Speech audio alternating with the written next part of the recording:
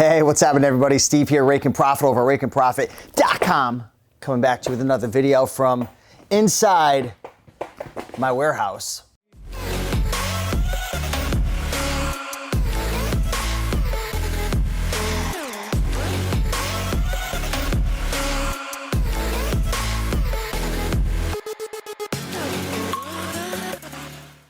So I'm in my little office space, nothing super fancy, super sexy over here.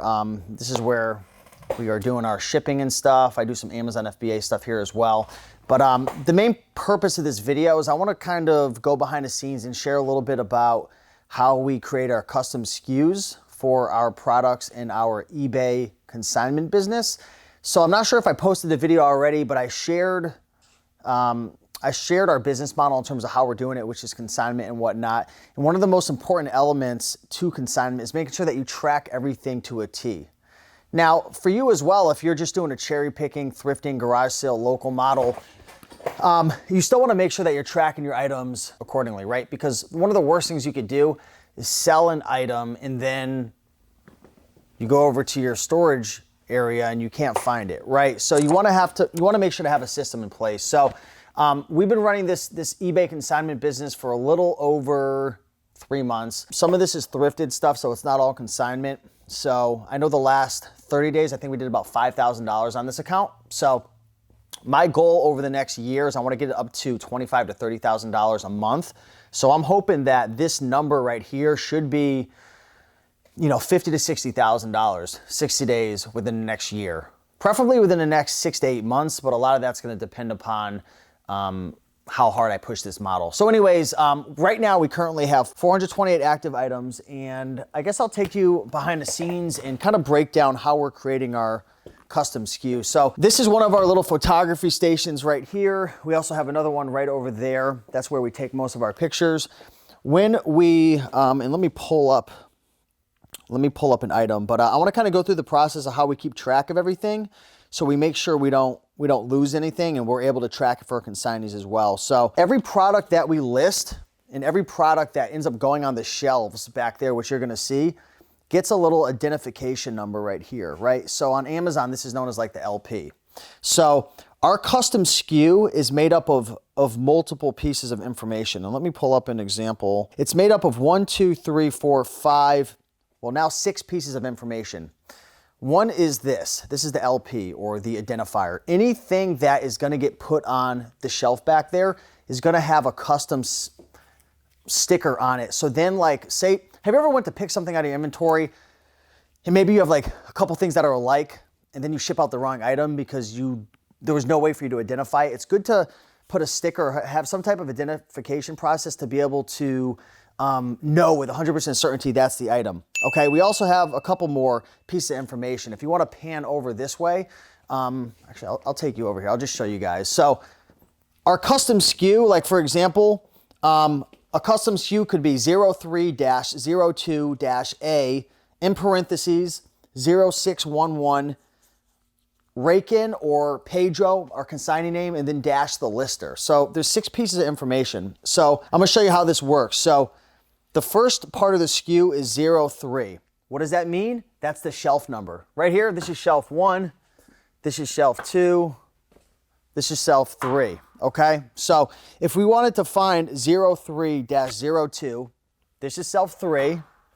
02 is gonna be the shelf, the row. So 1, 2, 3, 4. So shelf 3, 03-02, right here, and then it says -A. So we have 2 systems. We either have somewhat big items, it's a little inefficient, so it's broken up between B and A, so that just splits the row in half.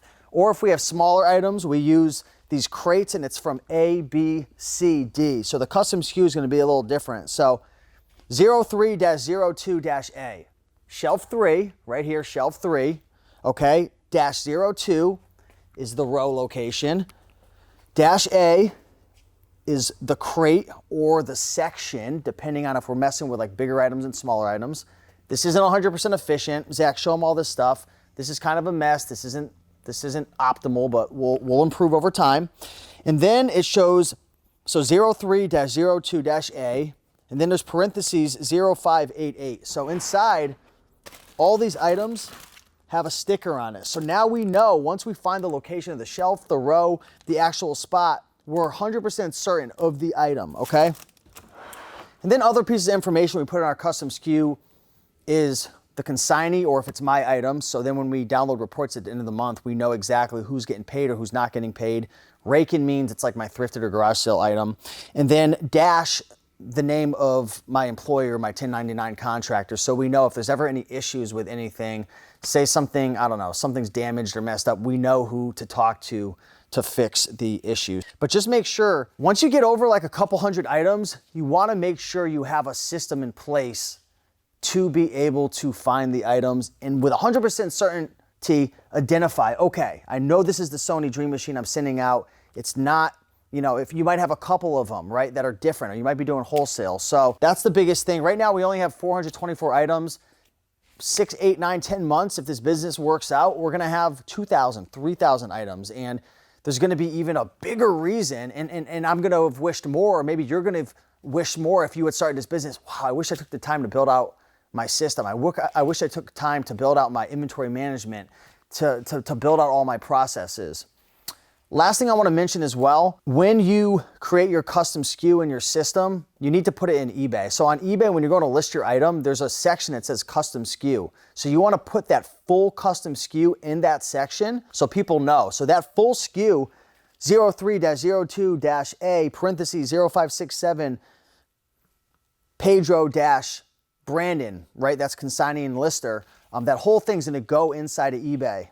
So then, again, that's used for tracking purposes, for reporting purposes, for paying out consignees, for a lot of different things, and also making sure that we sell and find and fulfill the correct items. So if you guys enjoyed this video, like, comment, and subscribe. If you guys have any tips for the folks watching in terms of how you do your custom SKUs, drop a comment down below. But with that being said, keep on picking and making that money, and I'll see you in the next one. Peace.